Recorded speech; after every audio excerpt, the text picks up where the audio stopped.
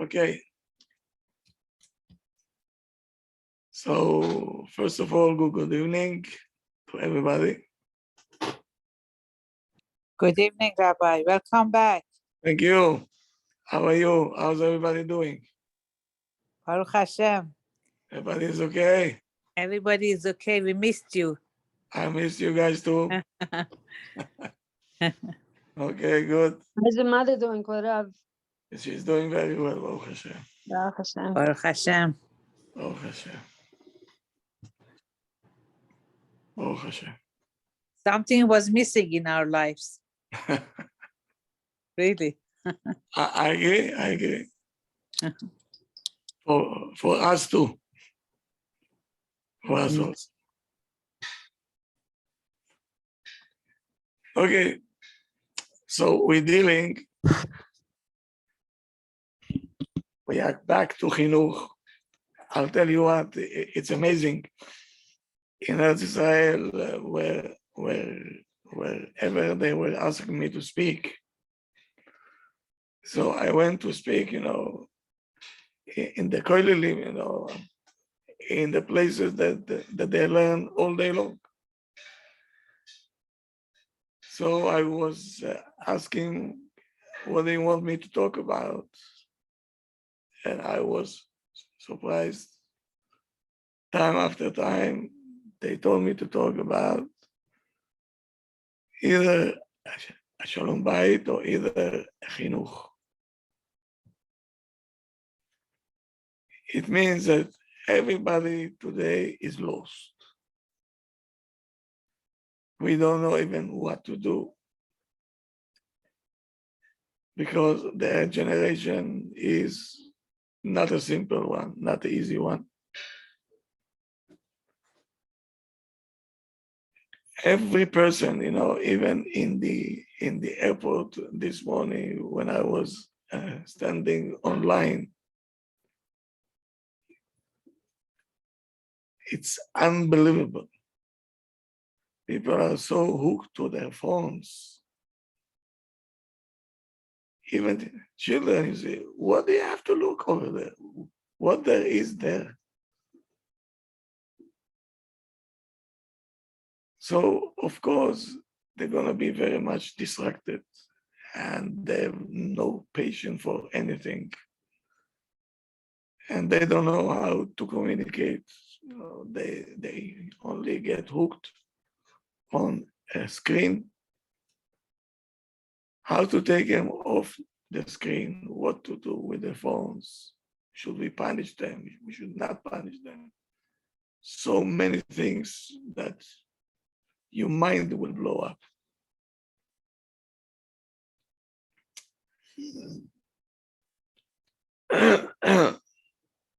So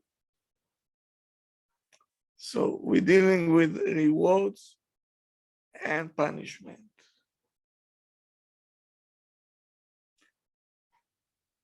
Why? Because we want to stimulate our kid, to encourage him. So we're going to give him a reward if he will come up with the results that we want.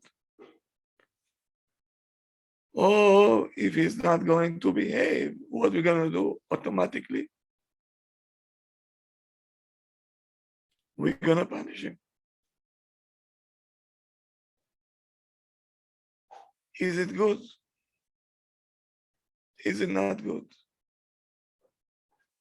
And if it's good, how much is good? And if it's not good, it's not good. Maybe sometimes it's good. So we have to see what to do.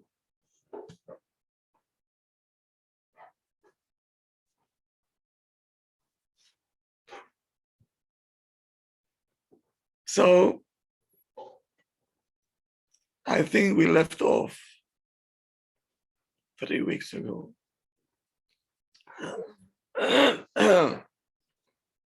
with a story that can be very common.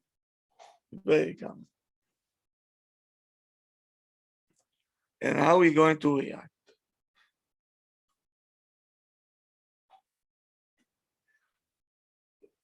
Okay, a family that getting into a car, a minivan, or even a van, and they heading up to the north. They're going sightseeing. But when you have kids, you know how it goes. Now, one of the children decided to be cute. He wanted to entertain everybody, but not in the right way. So he was out of control, jumping, hitting, throwing the snacks all over the place. The child was uncontrollable.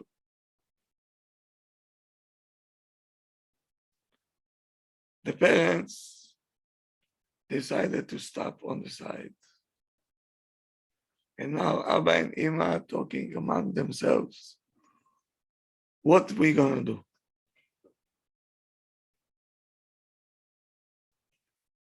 So now I'm asking you, if something like that happened to you, usually what we gonna do?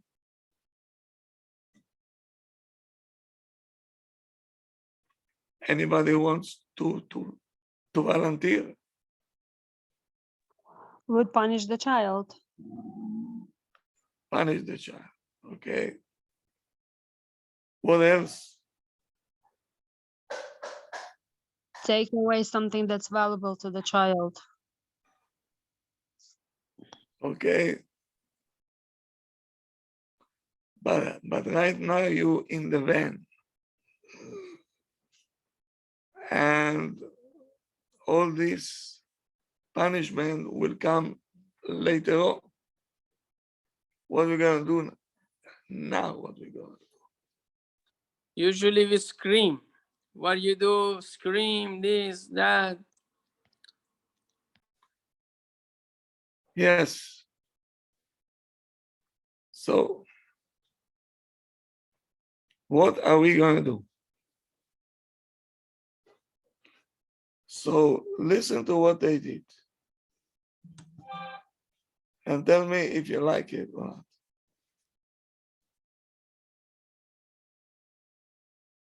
After a discussion between the parents, a fast one,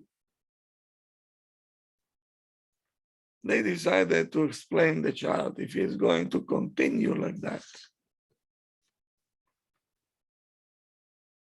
They will be forced to go back home.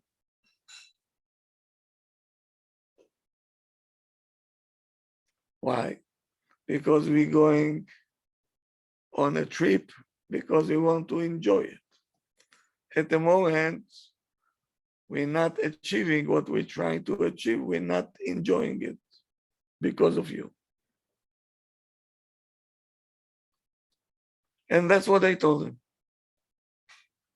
You think it helped? No. No. It didn't help. He continued.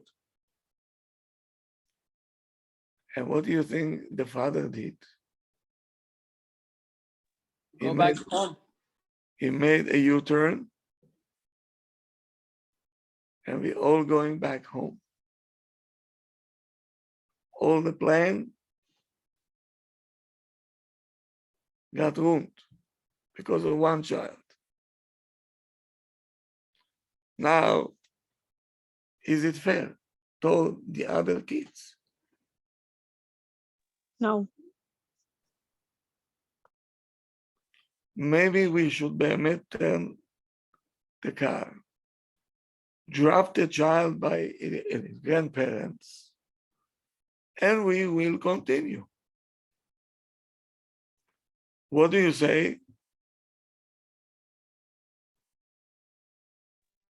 it will teach the others how they should behave too. So you agreeing that we should drop the child somewhere by a family and we'll continue? No, the opposite. If everybody goes back, it means they see that Abba and Ima are serious and we should behave. It will teach them a lesson. Yeah, but they were behaving. Only this child did not behave. Why they have to suffer? In a way, in the future, they could also misbehave if they see that the How do we parents know? led. We cannot act maybe in the future. Why the kids that behaving now have to suffer because of this? Because we are family. We are together. Very good. Very good. That's the real answer. The kids, באמת, they complained. They said, Abba, it's not fair. Why do we have to suffer because of him? Which is a very good argument, by the way. It's a very good argument. But the father was very wise. And he said, we are a united family. If it's a happy time or if it's a sad time, we're always going to be united. At the moment, it's not possible to continue with the trip. And Be'ezrat Hashem, we will have more trips, good ones in the future. But right now, because we are unit.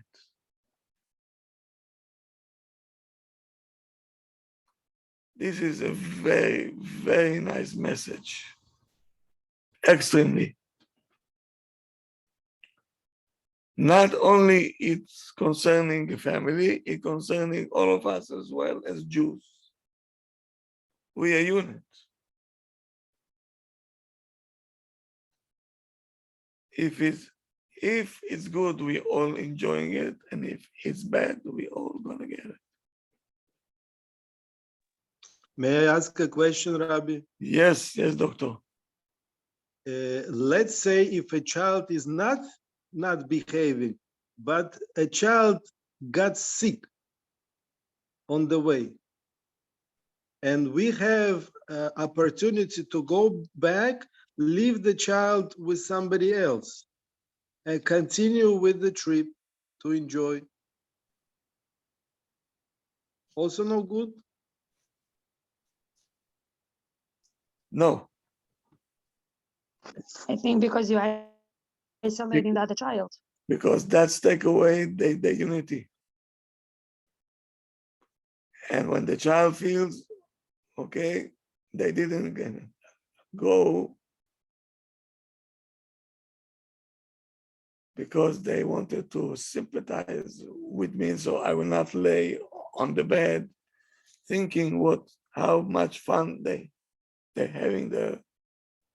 Yes. Such a unity. Thank you, Rabbi. Did you get it? Yes, Rabbi. Thank you. See, that's how you show unity. Sometimes it will jeopardize your plan. But that's what it's necessary to do. But the kids are going to misbehave even more now Why? because they feel they are undeservingly punished. Or even the child, I know, like one of my kids, whenever I punish him, he still gets even worse. It Yeah. doesn't get any better. Yeah. To just So- stick to the guns? So now he will get the heat from the brothers and from the sisters. We are a unit. If someone will misbehave, everybody will have to pay the price because we are a unit. We're not a bunch of individuals.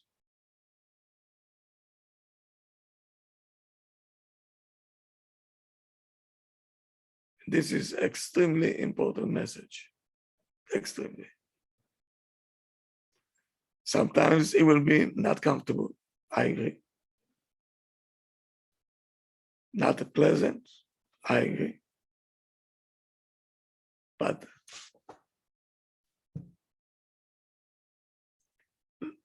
for later on time, it will be very nice. The family will stay as a unit. As a unit.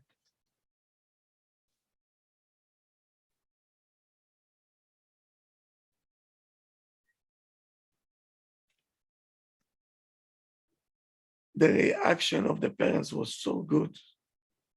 And I'll tell you why. Think for a second, what will go on with the child's mind if the father will react like we're reacting. How we reacting? Here we go. You continue to misbehave? Okay. Tomorrow, you're not going to the parties that your friends are doing. There is a birthday party, or if it's bar mitzvah or something on it, you're not going.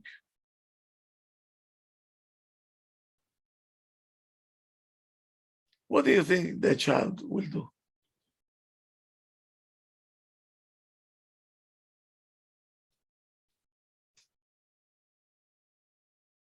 What do you think will happen now? The child will say to himself, okay, Abba, now you are the big shot because of you. Don't worry. Tomorrow, I will be the winner.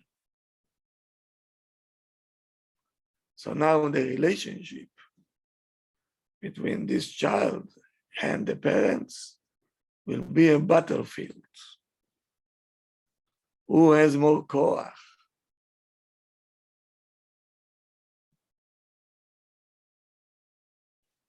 Why?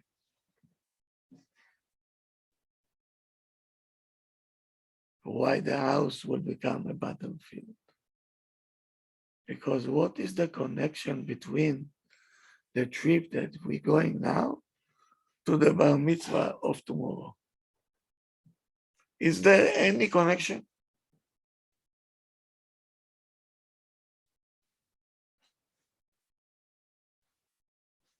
Anybody home?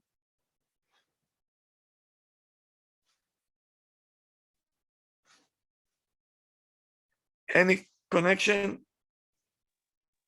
No connection. No connection. So why are we punishing all the time with no connection?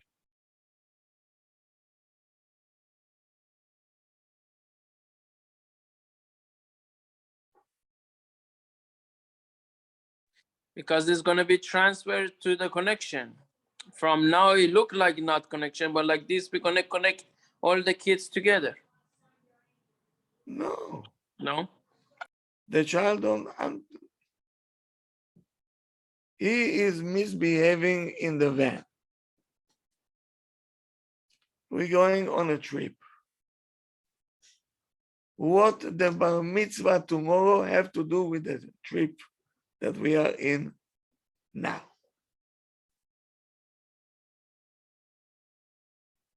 Are we saying it as a punishment to, as a punishment? Does it make sense to you? No. Look, for the Rav, it makes a lot more sense than punishing everybody else. This way, just that child is being punished because he's misbehaving. Why should I punish everybody else? Let's say, I mean, we earned the trip, let's say. Let's say these kids worked hard to deserve the trip, right? And then all of a sudden, because of one of the kids, now everybody else is not going. They So I should would be rather punish united the one family. kid. So you want to create bunch of individuals. Well, if we think about it, the Shvatim were also like individuals also, right?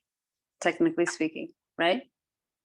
But the individual, each one is his own, but he has to know he has responsibility toward the others. How are we going to implement it? Rabbi, is like the boat one, no? The story with the boat. Exactly. Exactly. If somebody will make a hole in the boat, why everybody have to sink? Let him sink.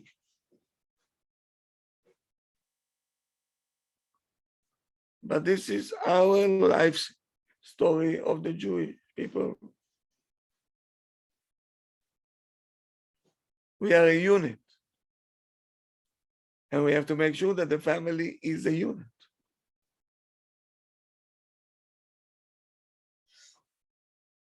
So basically, if you punish one, that means you make them single, not unit. But if you punish everybody, everybody get together, then they're If unit. it's a family trip, if it's not, so then I'll punish him individually.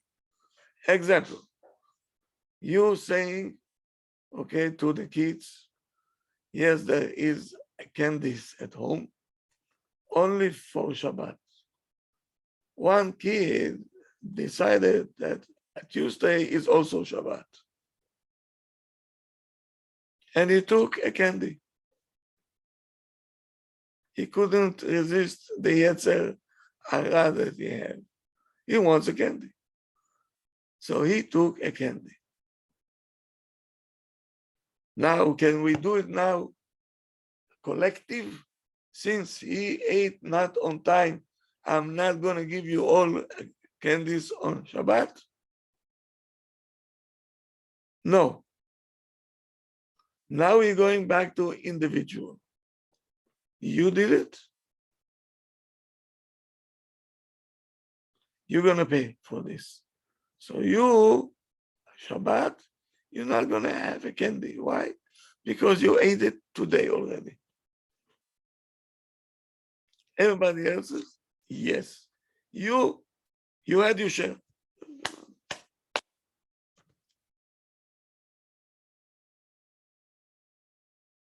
You see the difference?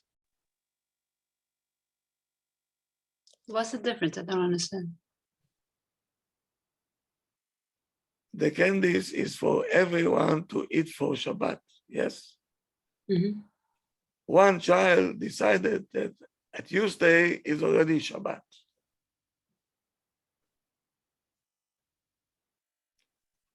Other kids, they did not.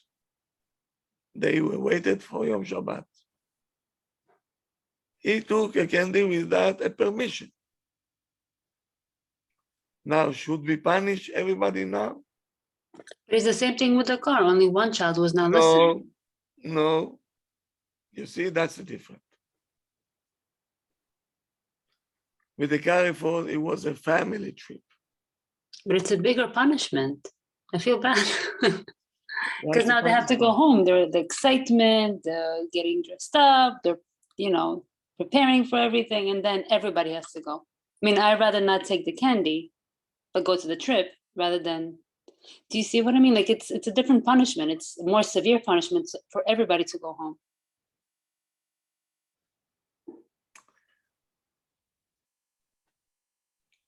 Maybe I will ask you, how are you going to create unity? So, for instance, let's say we cannot have milk whenever a child is sick, so it creates phlegm. So nobody else has milk because out of solidarity, we're all gonna not drink milk. So we do that with my kids, for instance. It's not really a punishment. It's just, everybody else likes milk, cereal with milk, but because we feel bad for one of the kids, we're not gonna all drink it. No, Really? no. Let's say one of the kids ate meat. Okay, and now he has to wait. He has to wait. The others, they didn't eat meat, and they can have milk.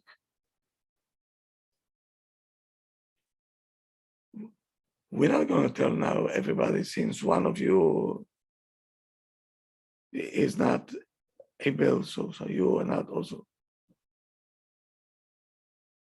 No.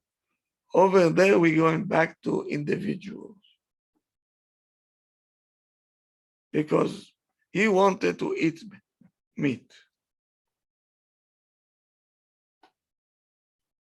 But when you're going inside a van to a trip, it's a family trip.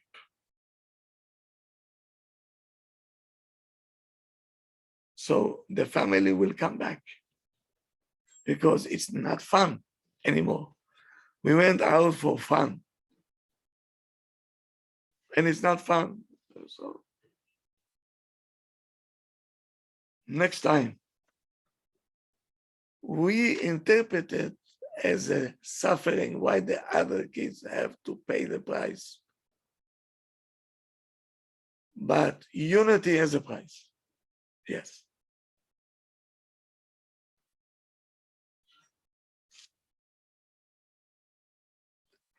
Why the Torah says, Kol Israel arevim ze laze.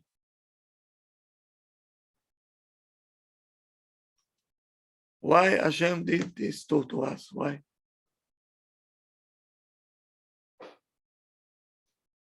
Why it's my fault that one Jew in France don't keep Shabbat? Why do I have to pay for it?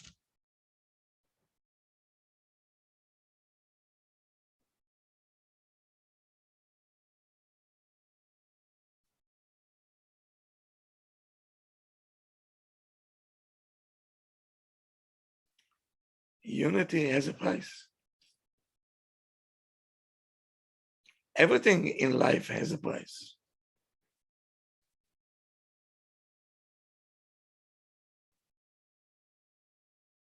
But we better pay this price in order to stay united as a family.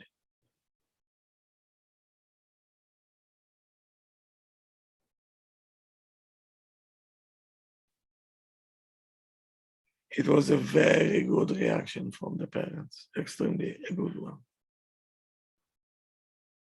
Because otherwise the parents will do what?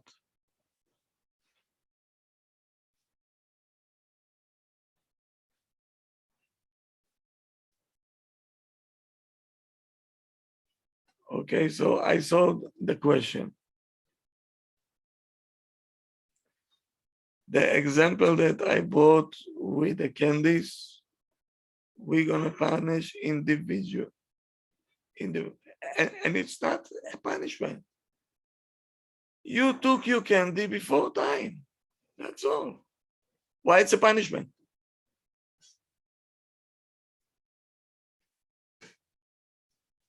He decided to eat the candy on a Tuesday. Okay, fine. Shabbat, you cannot because you had your share already. So, Rabbi, is that means we get the benefit from someone that was tzaddik in our family? Absolutely. Aren't we all? Mhm. Someone Aren't we all? needs, yeah. One tzaddik in town, he carries the whole town on his shoulders. Wow. Mhm.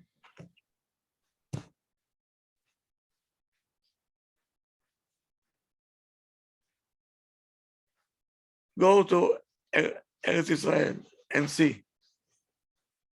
the lefties, they lost their mind completely. They talk worse than a goyim.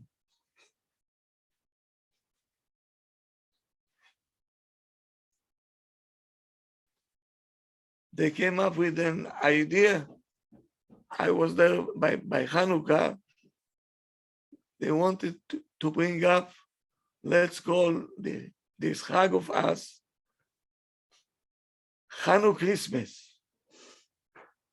Chanu Christmas, meaning it goes together, and they were giving encouragement for each one to buy a tree. A Christmas tree.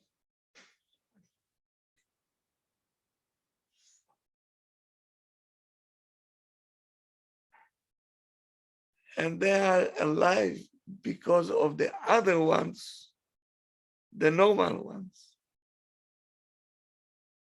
that learning and keeping, okay, because of them, they still existing.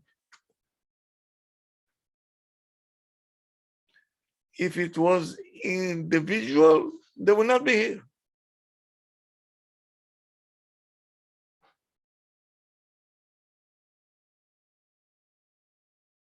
So, Korav, can I ask a question from Rav?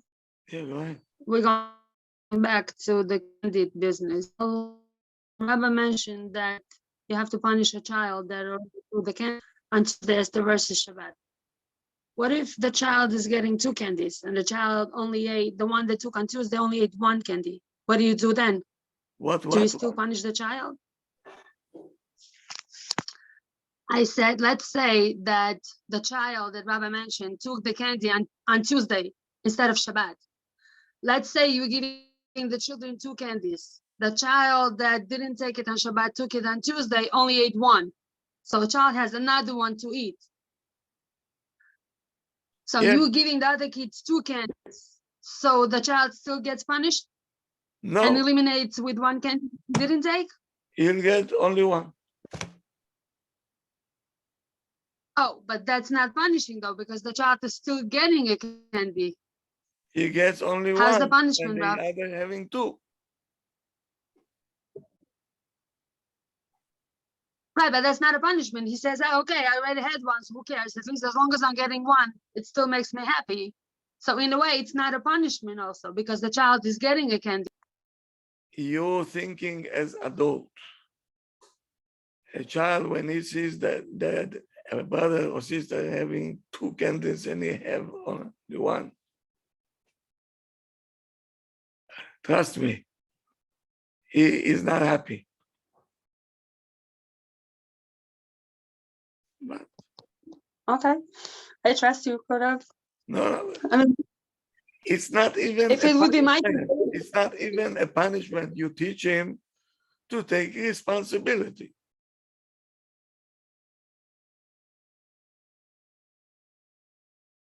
That's it. So I saw a question over here. That what happened if you're gonna take on Shabbat also without permission?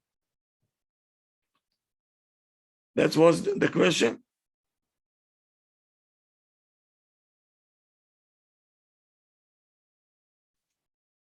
Okay. Okay, good. So if this is the question, so here is the answer. This kid trying to be very cute. So how many candies he ate? 2 without permission. Yes. So here we go. So you don't put the candies that in a place when it's approachable. Now you're going to control it. You're going to lock it somewhere and come Shabbat, the next Shabbat, okay? You give all the kids and him. No. Come another Shabbat. No. You had your turn already.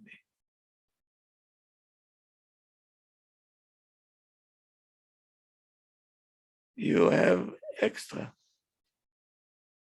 So in order to make everybody equal, you're not gonna get. The other will get. And now we are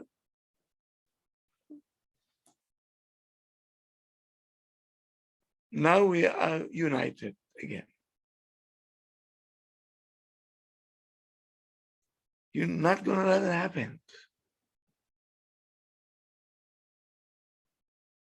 What do you mean if the child is gonna take it again on Yom Shabbat?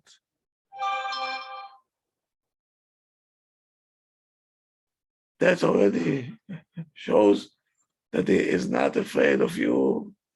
Something is wrong.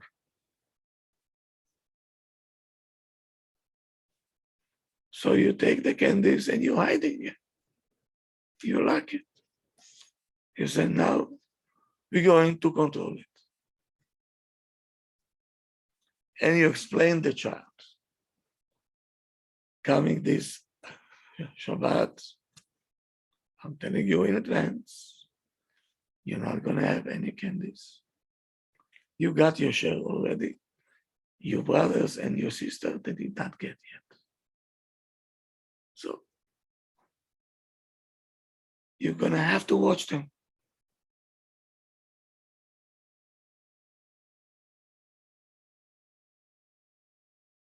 And if comes a Shabbat and you didn't hide it, and he took again without permission, then it's the parents' fault also.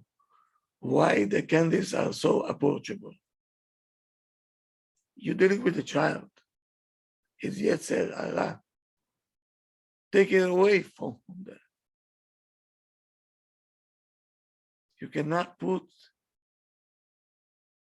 a stumble in front of a blind man. He will fall.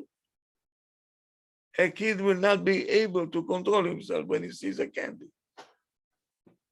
He's not.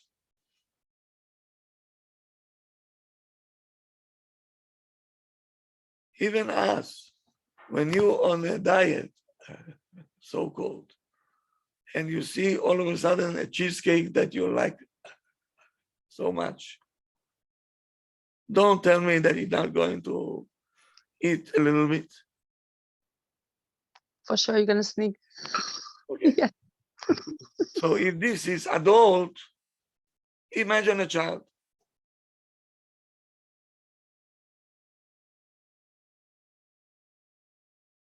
So we cannot.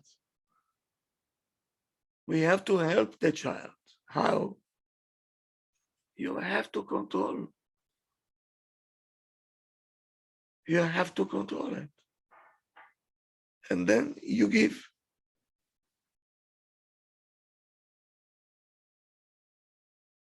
Understood? Yes, Kodav. So I assume that only one understood. Yes, Rabbi. Yes, Kodov, thank you. Okay, very good. Good. So don't expect the kids to be tzaddikim, please. You cannot put the milk in front of the cat and say, please be a tzaddiket. Don't lick this milk.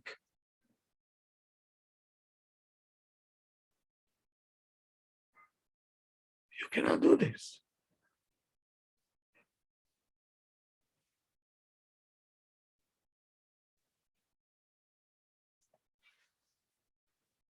So now, these parents, that they decided to turn around and go back home, I'll tell you what else they did. when the results, when the outcome makes sense, we transferring the responsibility to the children, not to us.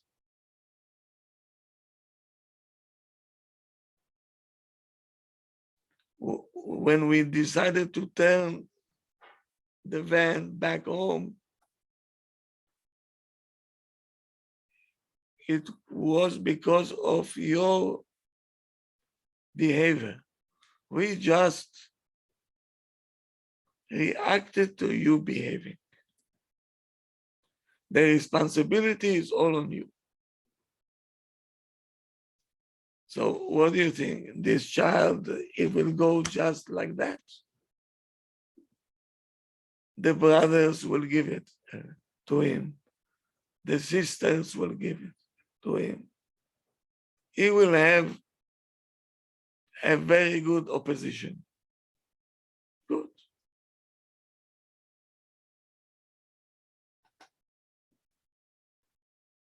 That's how he will learn to take responsibility for what he is done, what he is doing.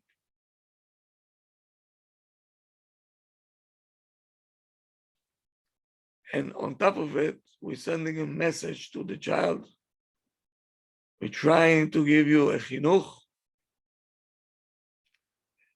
We're not trying to hurt you.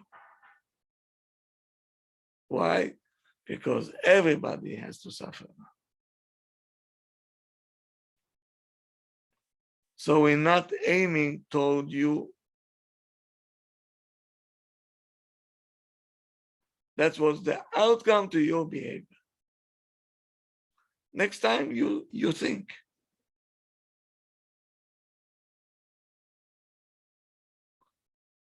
So in order to reach this, let me give you a few tips, if I may. If you're interested, of course.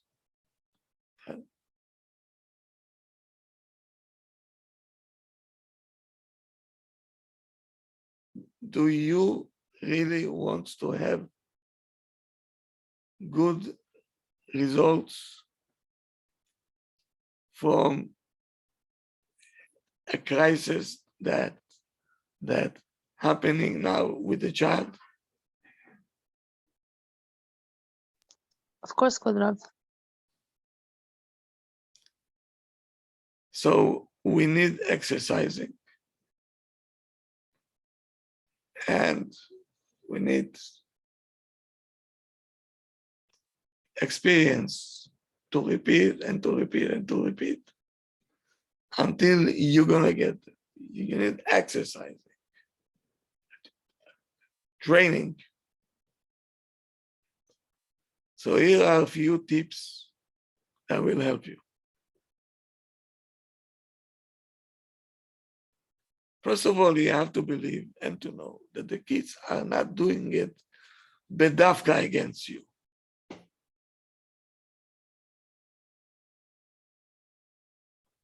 They're young. And the kids. Many times we feel that the kids want to do it to us intentionally, which is not correct. They're still kids.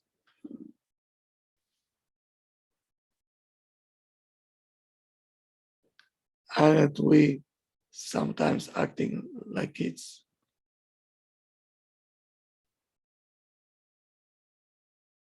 Aren't we? Yes, Rabbi, yes.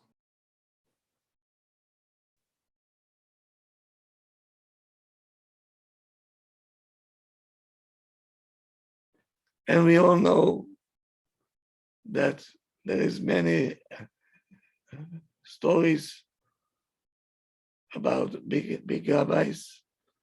When they were upset at the kids, they had a special jacket that was in the closet. They said, let me change my jacket. And they call it the anger jacket. Why they did it? When they wanted to deal with their child. The time that they had to take off their jacket and to put another one, the anger will cool off and this will start to work. Many times at home, when we dealing with a child, what is working? The brain system or the anger system?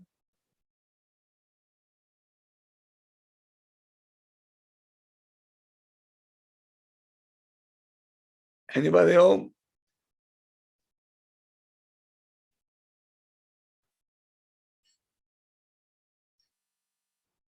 Yes, Cora, we're listening to you. I know. Sometimes I have to listen to you too. When you're dealing with the children, what are you, what is working for you now, the brain or the anger? The anger. So what's the outcome of anger?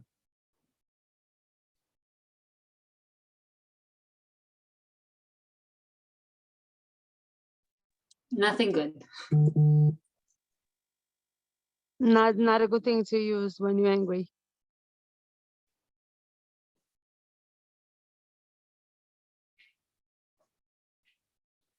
So we have to start to work with the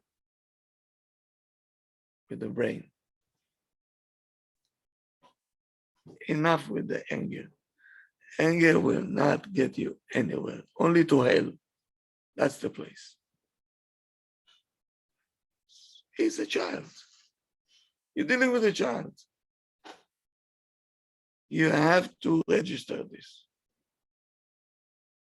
Sometimes we think that we're dealing with adult.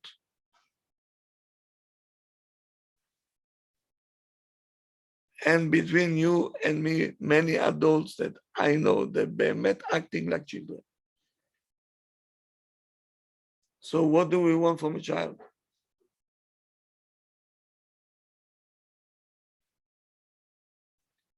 We have a lot of feeling of anger and disappointment.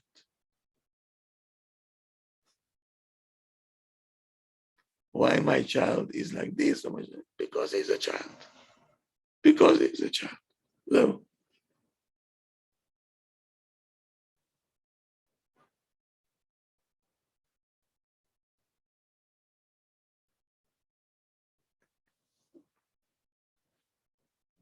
So now, when you want to say something to the child or to teach him a lesson, as we say, you have to say out loud, okay, since it's already 8 o'clock and we have to sleep, I have to put you to sleep. Meaning when you're taking an action, you have to say why you're doing it. We all know that in this house, we're going to sleep at 8 o'clock. Now it's 8 o'clock and we're all going to sleep. He didn't finish homework. I'm tired. I want to drink. I want to eat. We're going to sleep. You have to say every action that you take, and the child have some resistance, you have to say why you're doing it. So it will sit well with him also.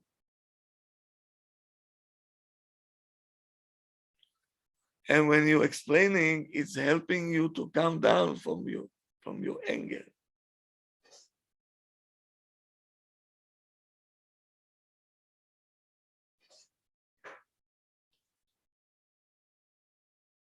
Number 3, we have to encourage the child. How? Remind him that you love him,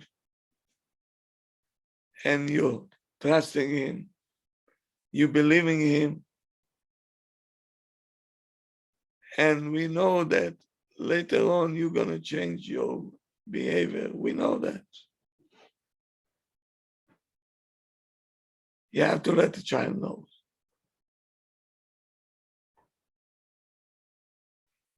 You know that many kids, they will tell you that they're not sure if the parents בכלל love them.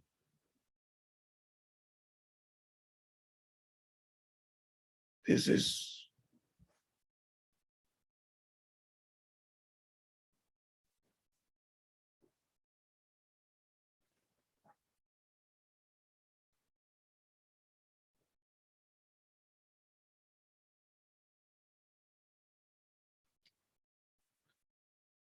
even when you want to teach a child a lesson, you have to tell them, we love you, we care for you. That's why we're doing it. And again.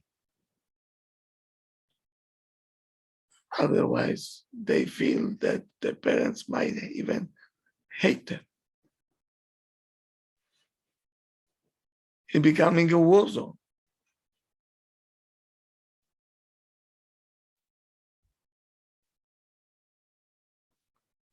So now, let's say you have difficult times with your kids.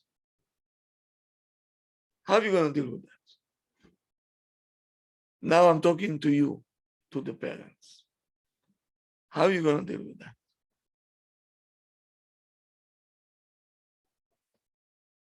This child's misbehaving, this one is misbehaving. You're having a tough time. How are you going to encourage yourself?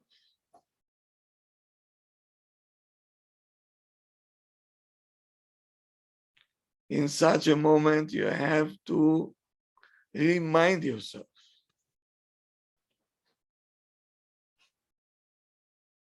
the job that Hashem gave you, the mission that Hashem put on your shoulders. Important one and respectful one.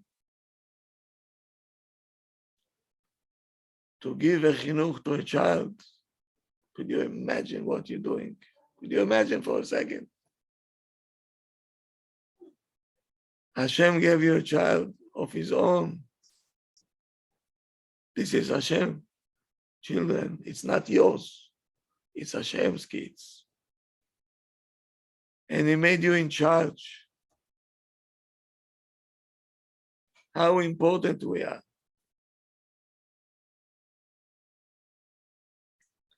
These thoughts will give you the torah to continue. And will help you to have the special wisdom. Meaning you're saying to Hashem, Hashem, I'm dealing with your kids. Give me the wisdom to do the right things. And Hashem will answer the prayer because this is his kids.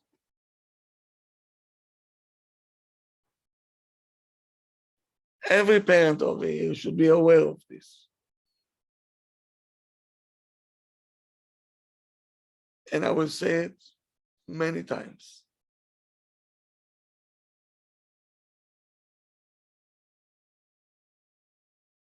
And that's what I said always to my kids home, at home. I'm only in charge. You are Hashem's kids.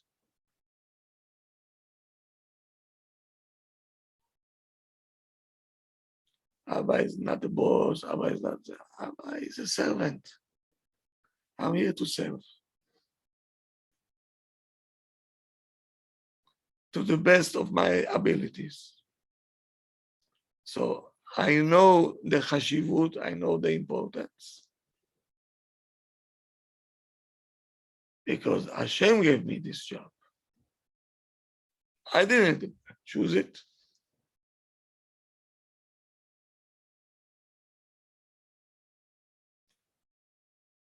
Can you choose what kind of a child Hashem will give you?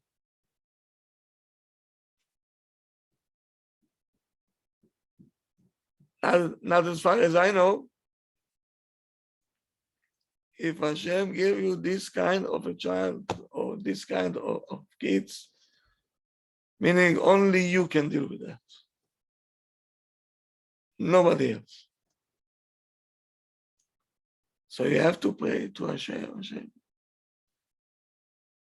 you gave me the job. Give me the wisdom. Give me the tools.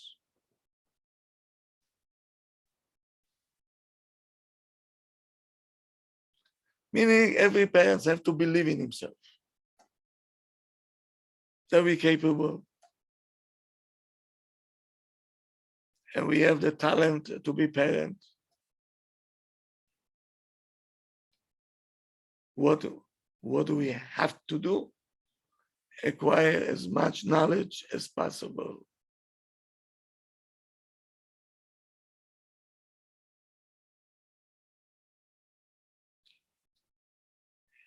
All of us have the same test. Don't think for a second, I didn't that.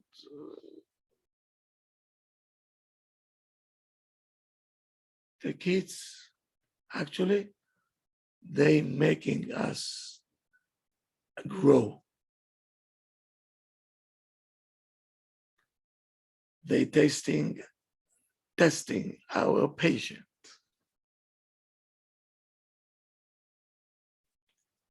They know how to trigger our anger. They know very well. And we under pressure, we feel the lachats, the pressure. And all the walls collapsing. And we are preparing ourselves for a war. Screaming, fighting with the child, punishing the child, threatening him, becoming ugly. Because we want to win the war now, and we're going to win now. Why? Because we are much older. And we have the power. They don't have it. But the kids will be bitter. And then when they will go up,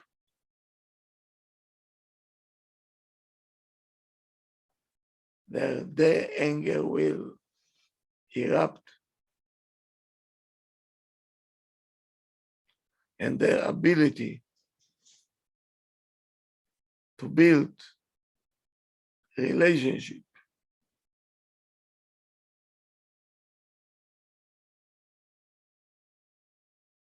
will be damaged.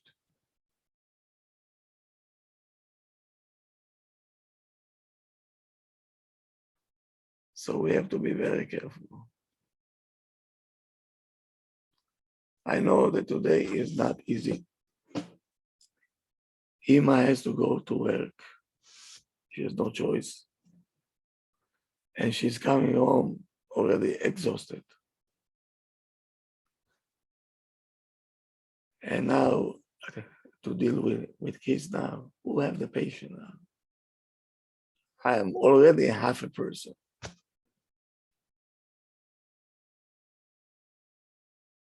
But what can we do? The kids, they need what they need.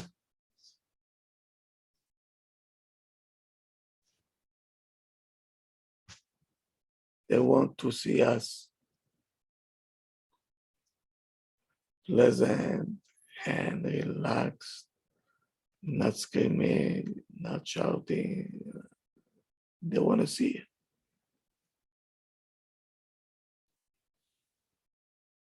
It's difficult for both sides. But when we will know that this is our job, this is the test that Hashem gave us, and we have the torah, we have it, we just have to believe in ourselves.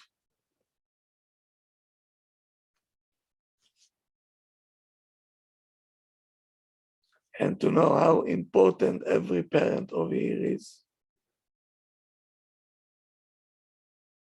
It will ease up the situation a lot. Can you be in the hospital as surgeon that have a temper issues?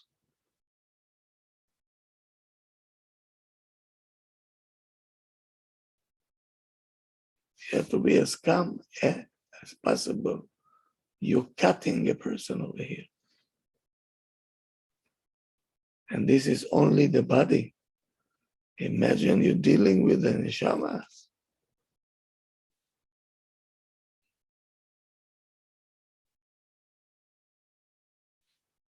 Sablanut.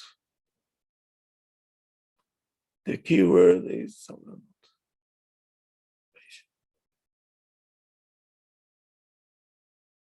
Which we don't have. We want everything. It's not going to work. It takes time.